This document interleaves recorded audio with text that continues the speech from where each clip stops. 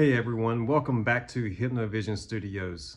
I just came out of meditation a few minutes ago, just before starting this video, and I was hit with waves of an emotional response to one single phrase being heard in my mind.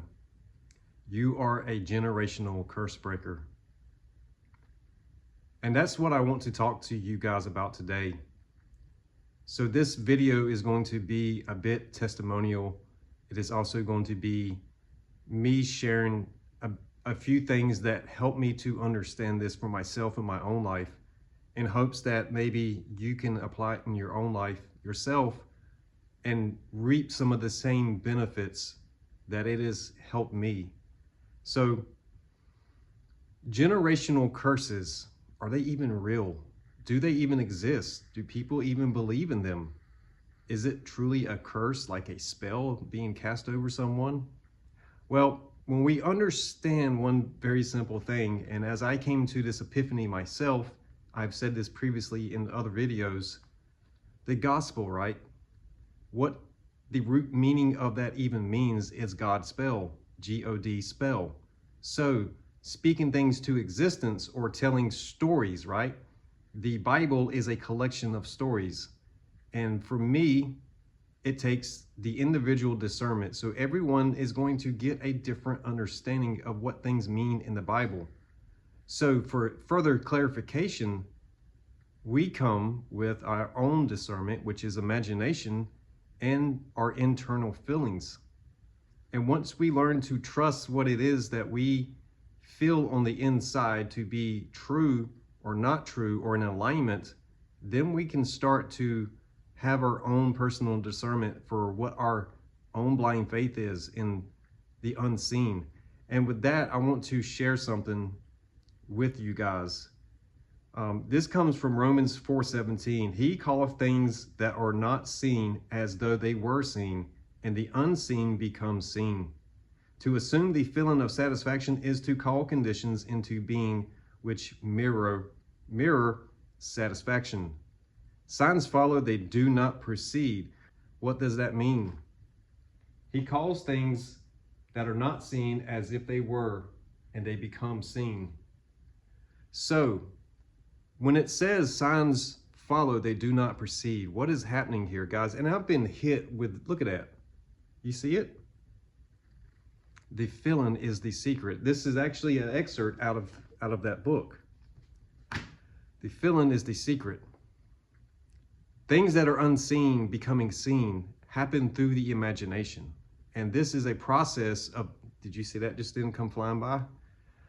Guys, I am as legit, genuine as I can be with this video right now.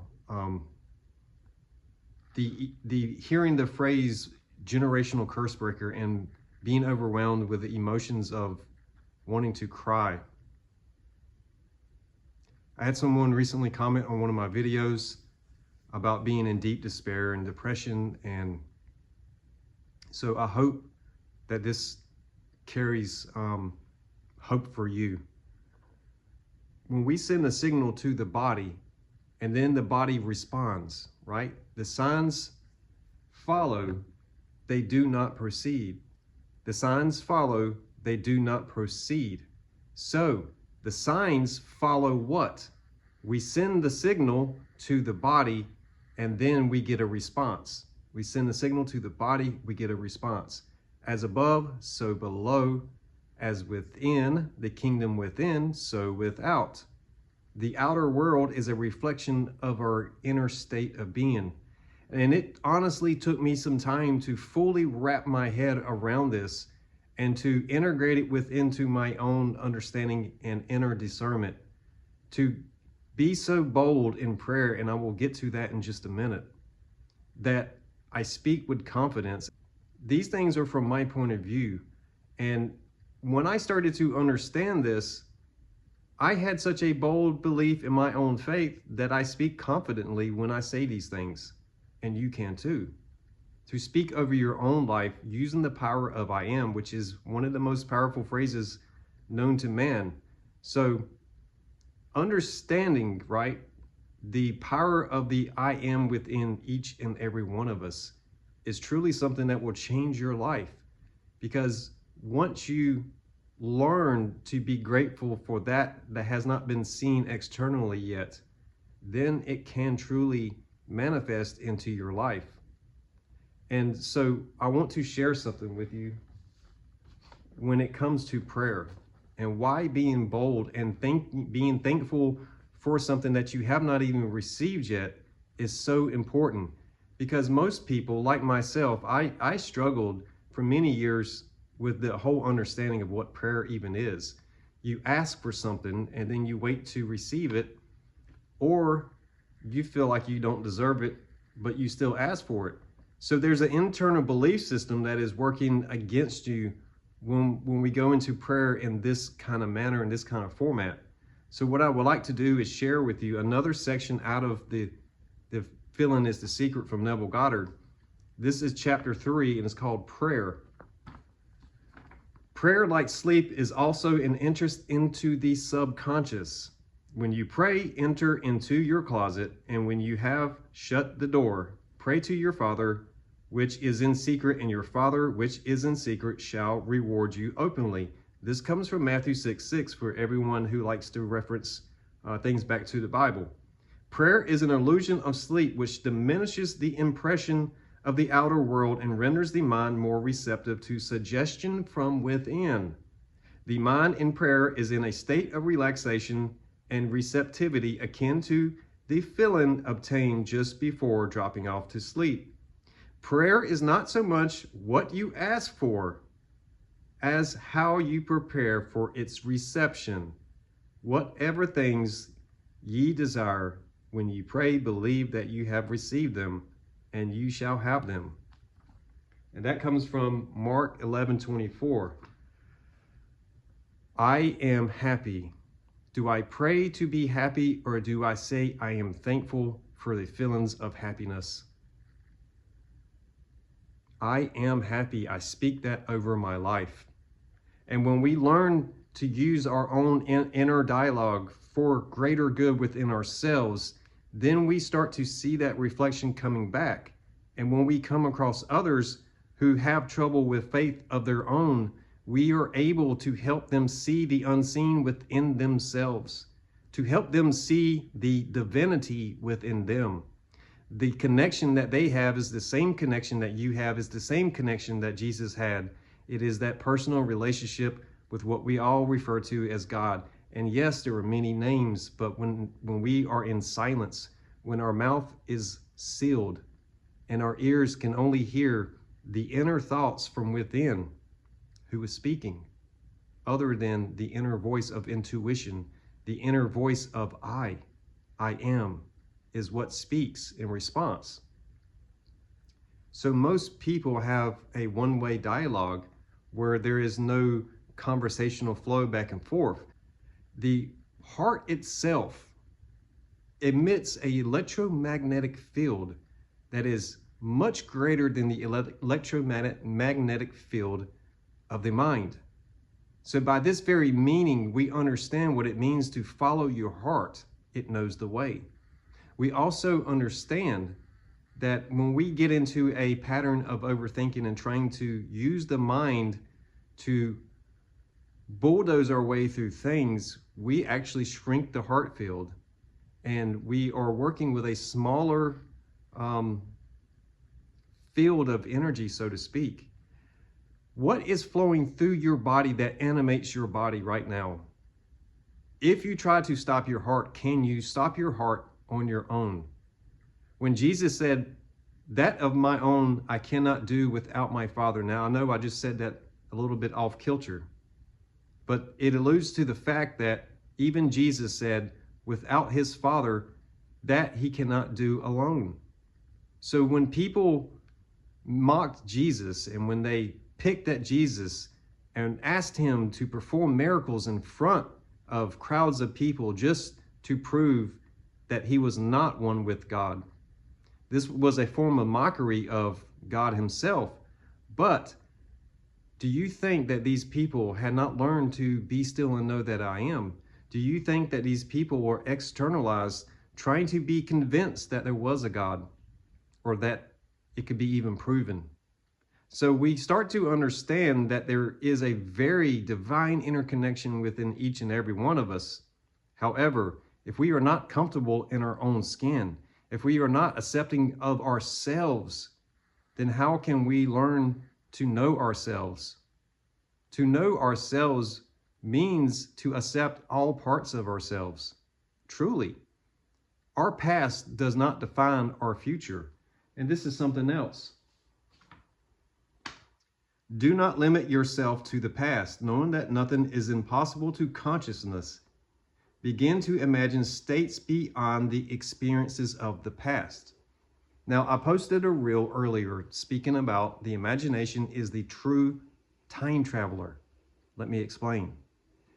Right now, in the present moment, if I were to close my eyes and go into a meditation, I can, through my imagination, think of any event that has already happened in the past.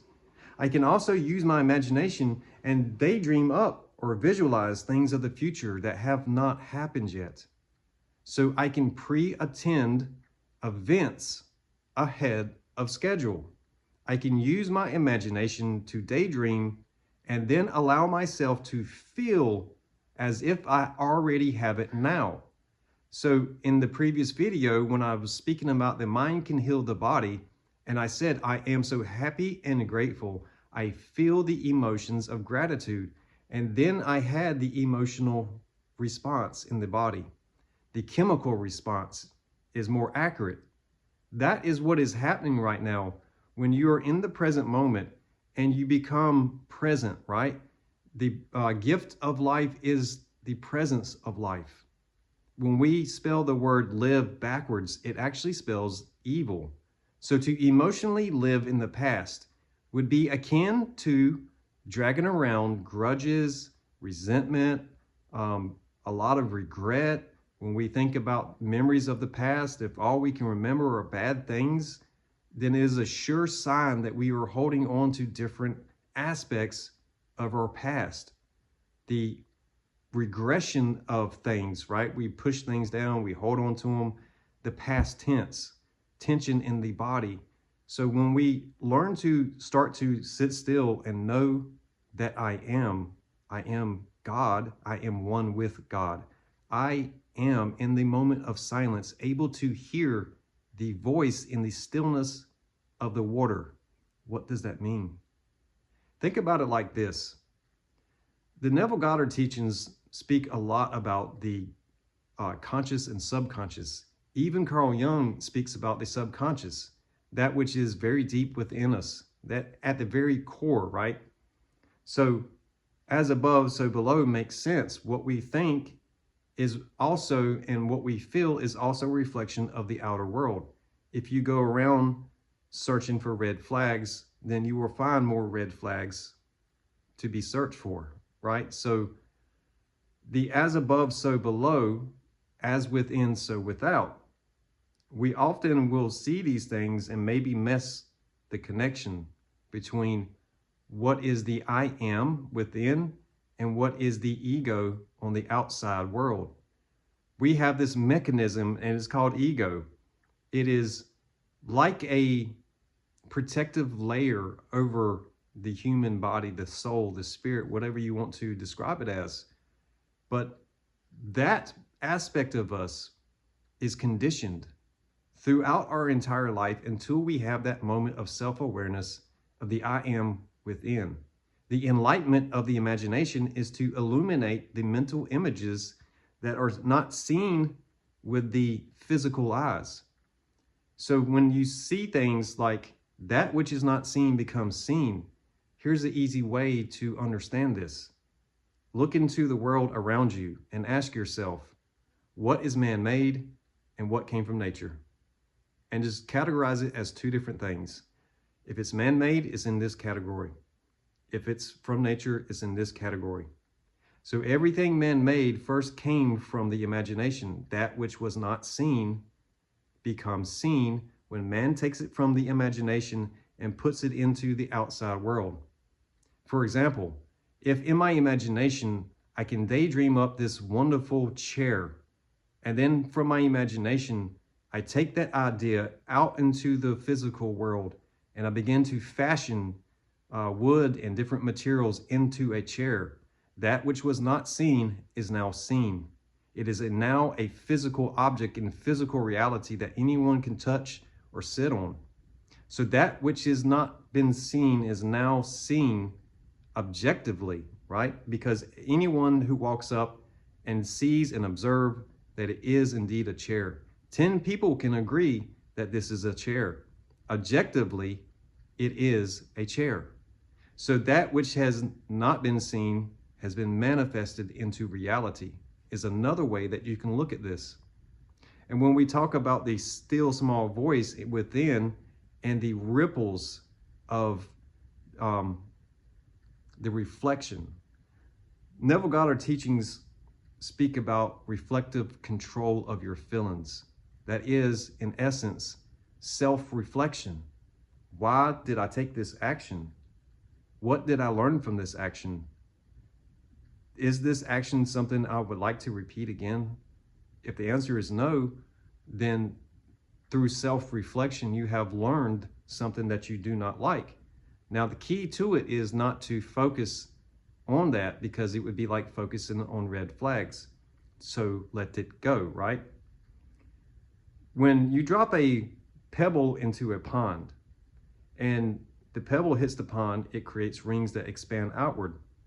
Now, any reflection or image that was on that water from the point of view now has become distorted.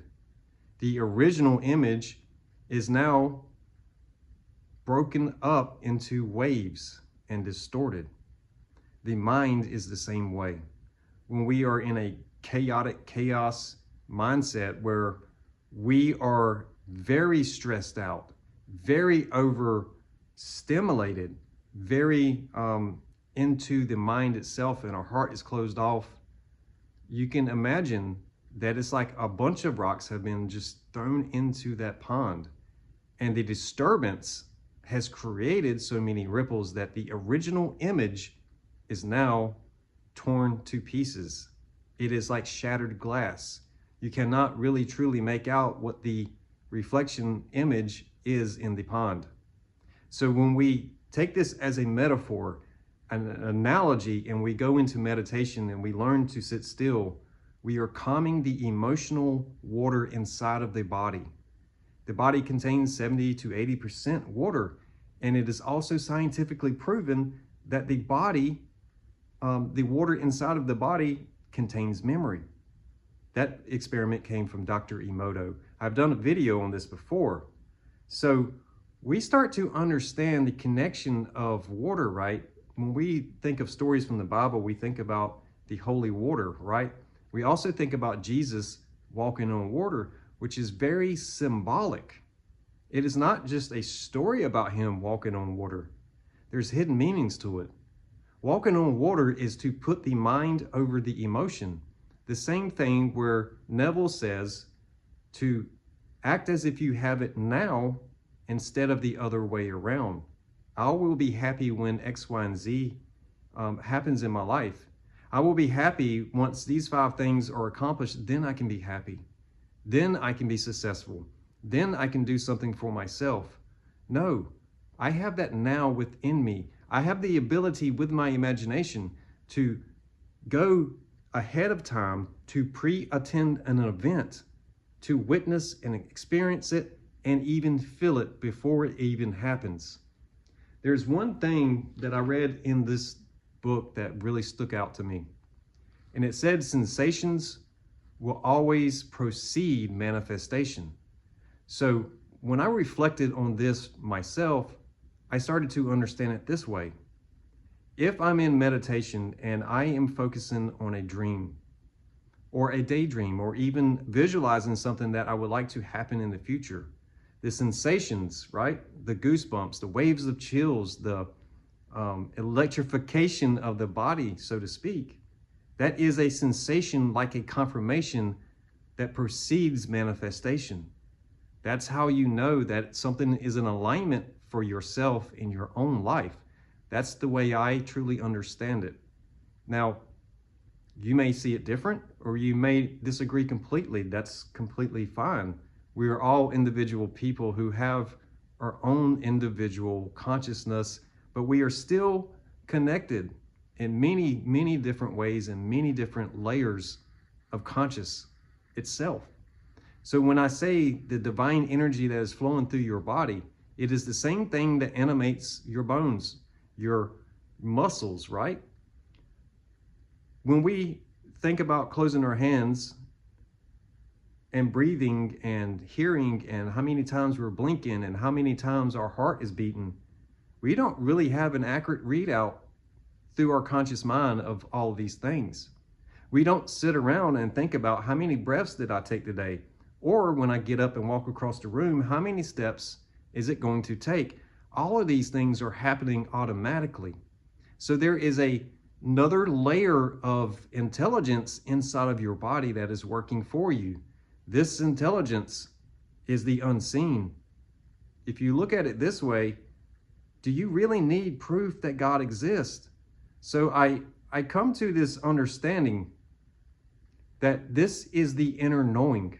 It is not about trying to convince myself into a belief that God exists or he doesn't exist, or if I don't do this right or do something this way that I won't go to heaven or I will go to heaven, or I must confess this and I must confess that. No, your past does not define you. It has already happened.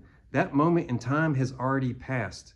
And so when we let go of the past, when we let go of the emotional baggage, the emotional tension in the body, we become present in the moment, and that is the gift of life, to live in the present moment. That is something that, to me, is something that is a secret of manifestation itself.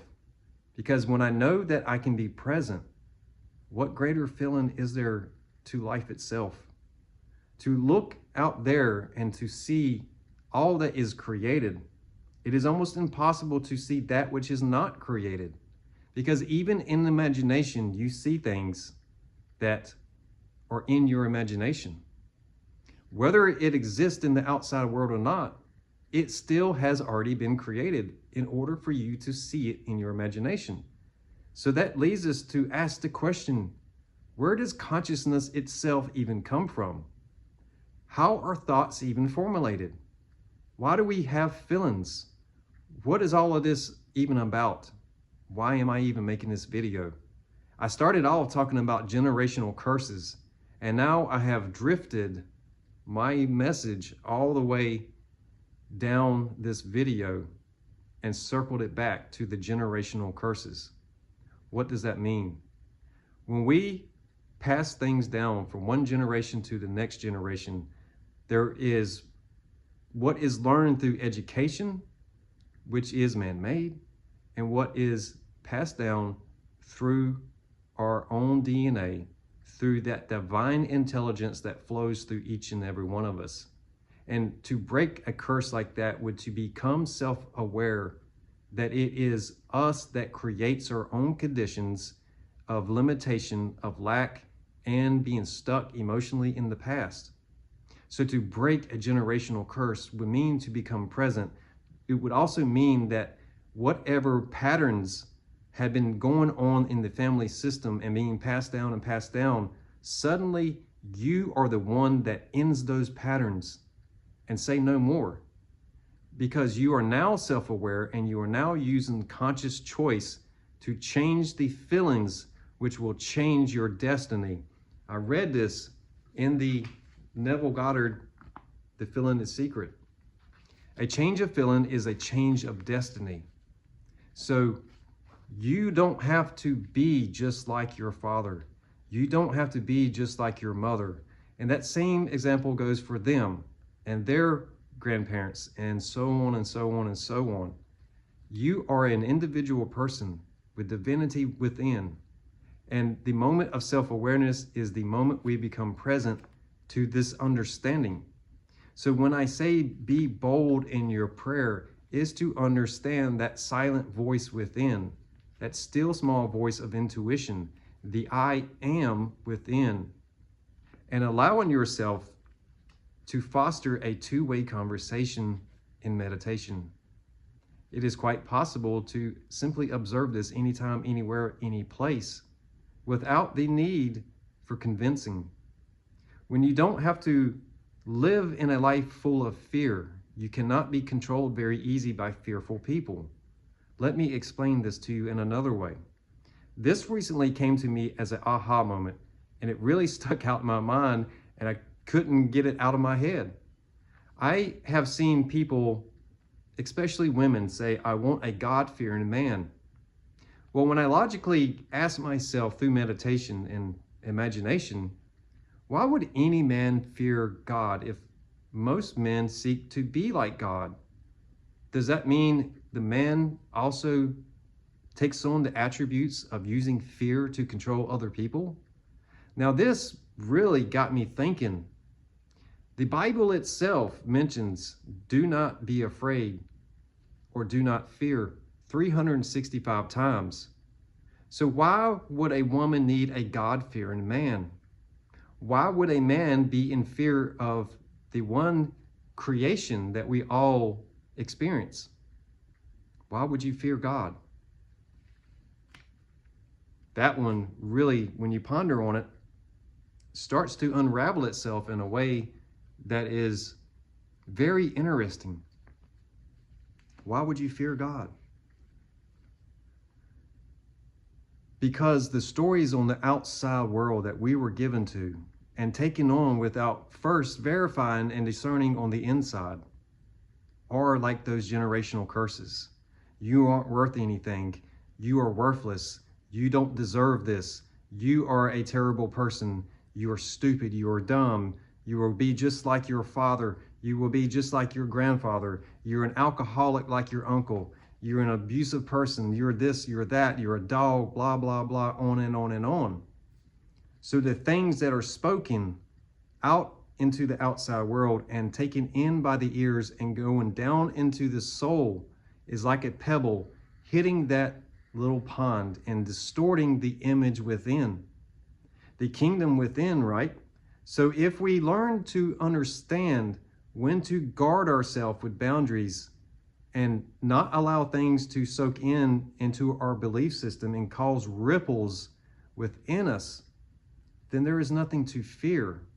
It is only a distorted image that we cannot understand or see from within that becomes scary. So putting people into a fight or flight at a very young age does irreparable damage to the imagination.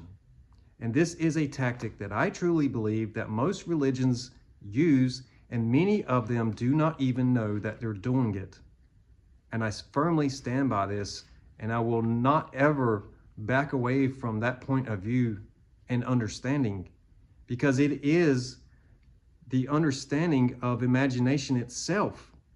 When we are born, the first 7 years of our life, we are in what is known as theta brainwaves. We are highly impressionable, and we learn visually. We learn so much through visual aid. And as we grow, we have taken on, like a sponge, so many things from the outside world, including the repetitive programming, the repetitive reinforcement, the repetitive education and indoctrination that it is a certain way. The credence of tell a lie long enough it becomes truth stands true here. So in some way you have to unlearn everything you learn to relearn that which is inside of you. Practice makes perfect. So through meditation and practice, we can learn to start to change our feelings. And that will also change our perception on how we see things. Very interesting. I understand quite simply that I do not need to question, right? When I started this channel 3 years ago, I had a two-folded prayer. Number one, I was ready to give up on life. I had had enough of everything, and I just wanted to go home, right? I think everybody can read between the lines there. I was ready to give up. But on the other hand, I told God through prayer that I was tired of fighting. I was tired of everything, and I would just allow him to move through me. No resistance. So when I was sitting in meditation before I started, and the generational prayer, the generational curse breakers kept coming through my mind and feeling the overwhelming emotions trying to respond and come up, I stopped resisting and let it flow. As you can see now, my eyes have warded up a little bit. To me, that is a sign that I need to speak on the topic, that I need to open up and let this out, because if I hold it in, it creates a discomfort, and discomfort, it begins to become a dis-ease, an uneasy feeling within. So we speak things out to release the pressure, right? If we think about the water in the body again, and we understand that emotions are energy, we also understand how steam works. Water, when it is heated, it begins to build pressure and turns into steam. So if we become angry, if we become mad, or we withhold things, right, we start to build pressure inside of the body. The energy can never be destroyed. It transforms from one state to another state. Just how you can quickly go into, I feel emotions of happiness and gratitude, and the body starts to respond. So just in this last few minutes, you have seen me tear up. You've seen me become emotional, and then turn it around and say that I am happy and grateful. I inhabit the full range of emotion in my body, and at any time I can recall any one of those emotional states of being. And likewise, I begin to experience that in my physical body, in the physical moment of reality. So when I say that we emotionally live in the past sometimes, we are actually manifesting, repeating experiences from our past in the present moment. And those are because of our programmed thoughts and patterns, our family traditions, our work environments, different things in our life that we've been doing for so long, they become a habit. It's like a habitual or habitat, so to speak. We become familiar, familiar. So these things absolutely do have an effect on us.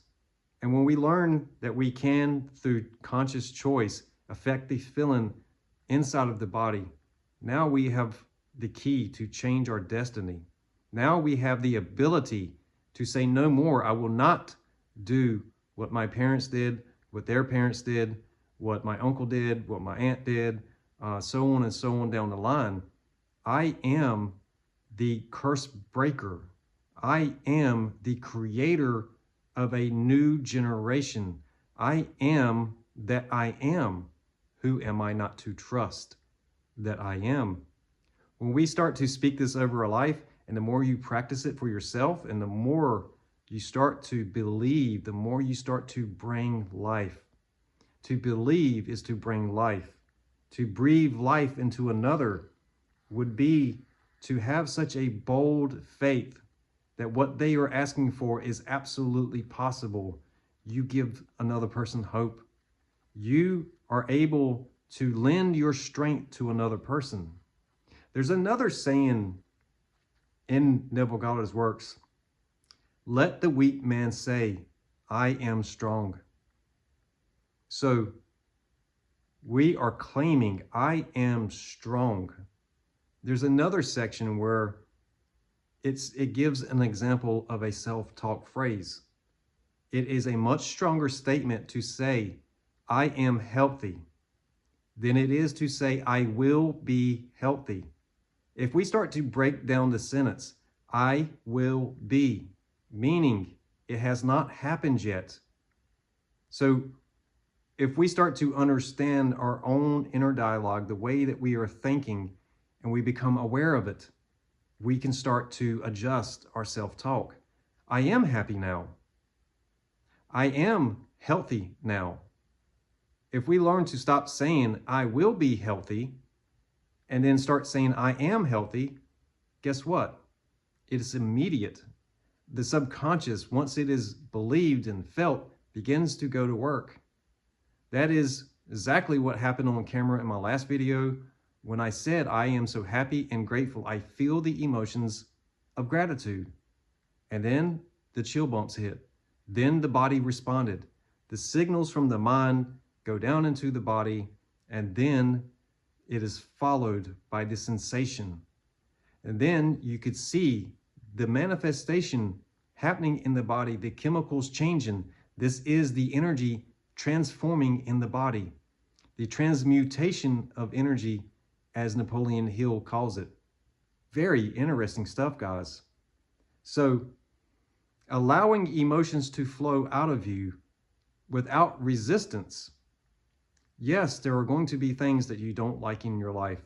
There's going to be things that is outside of your control, but the one thing you always have control over is your reaction. Now, there are times where, in recent times, where I allowed myself to cry, where other people would have tried to push it down and become angry and defensive. What do I mean by this? Some people will say it's weak for a man to cry. It is weak for a man to talk about his feelings. It is weak for a man to express his emotions.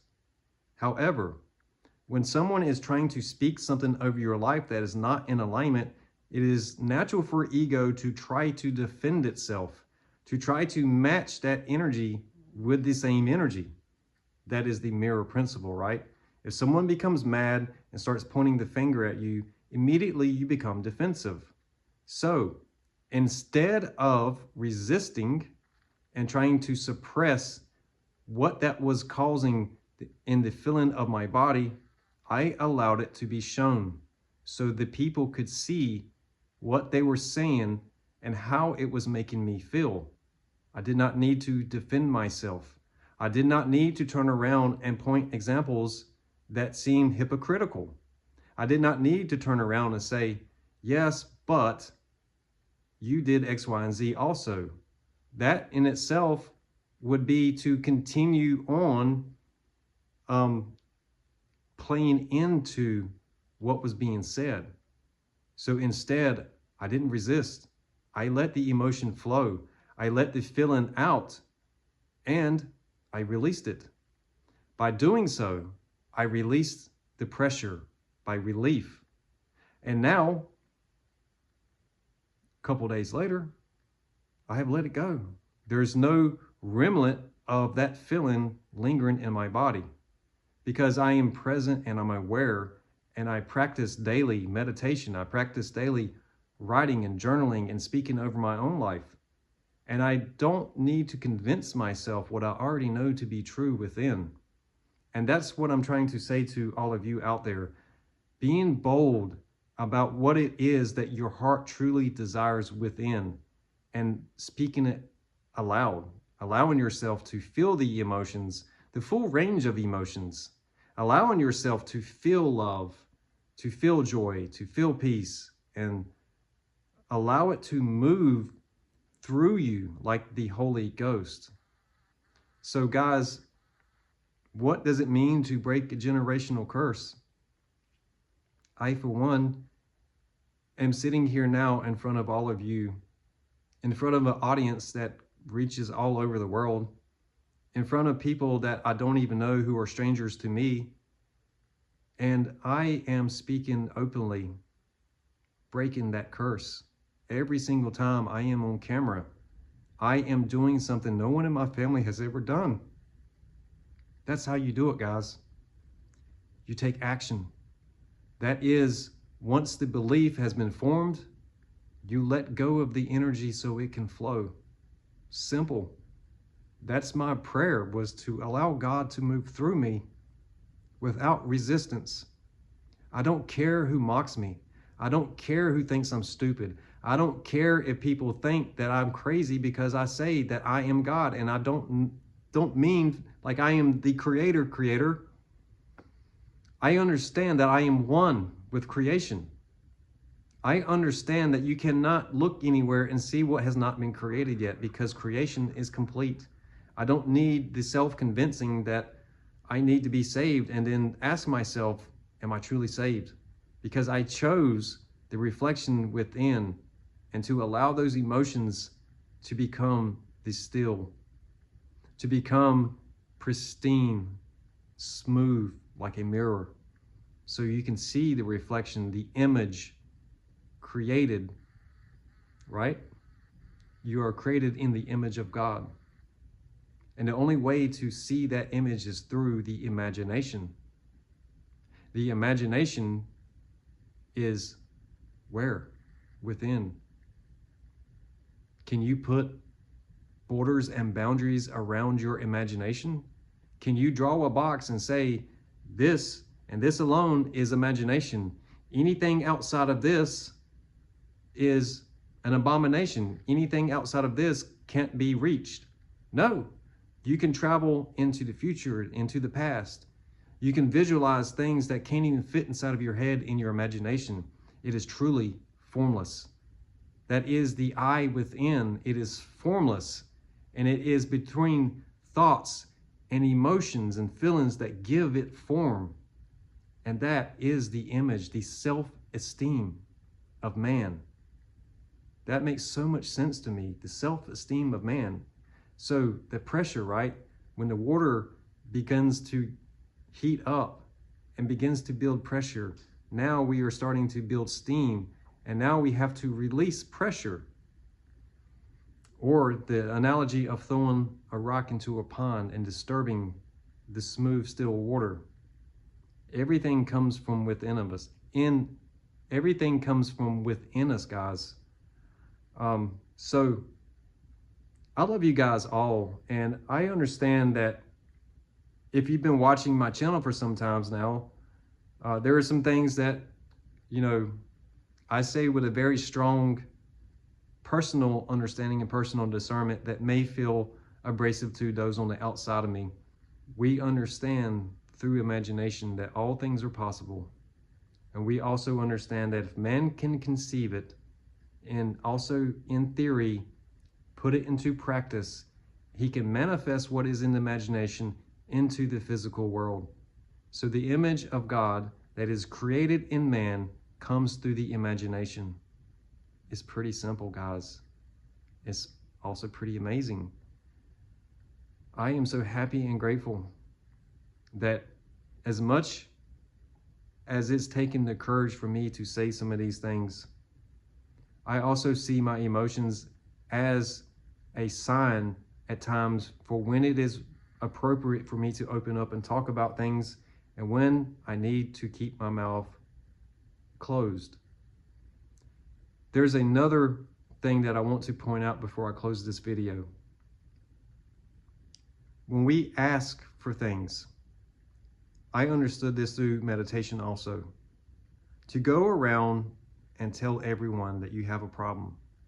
I was recently told that if I was going through things, I need to reach out and speak to someone. But here's the kicker about that, guys. If you are telling people your problems, you are drawing attention to that problem. A second person knows about the problem. A third person knows about the problem. A fourth person knows about the problem. A fifth, sixth, and so on and so on. So at some point, randomly, let's just say 10 people know about your problem. Randomly, 10 people will call you or text you or ask you about that problem. And what happens? You recall that problem with your memory. The emotion is attached to that memory. It also pulls back up the discomfort, which is the dis-ease. It is causing a loop of that to continue to happen. So I don't speak about my problems very often. I don't openly talk about things that I'm going through. I'll actually use my channel as the example of overcoming things. I do speak about things that I have overcome, and I try to provide some kind of context of how that happened. Different things like that where you feel like you cannot break free from it. It is absolutely possible to do so. But first, you have to change the feeling, change the thought pattern, and then the body and emotions will start to follow it. It's really enlightening when you think about these things on a very deep level. If I go around and tell people my problems, then more people know that I have a problem. If I go around telling people how I overcome the problem, then people can see hope that they too, if they are going through something similar, can also overcome it. It is a mirror effect, mirror principle happening here. It is also the reflection. When you share a problem, sometimes another person might also have a similar problem. And then instead of actually fixing the problem, they become trauma bonded over the problem itself. What is a trauma bond? It is where the familiarity of an issue creates that bond of closeness. So we can also reverse that whole process. I am so happy and grateful for the things that I have overcome. I feel the emotions of gratitude because now I am manifesting and I feel the sensations before the manifestation. I am so happy and grateful. I feel the emotions of gratitude, of love, joy, and peace. And with that, guys, I will see you very soon.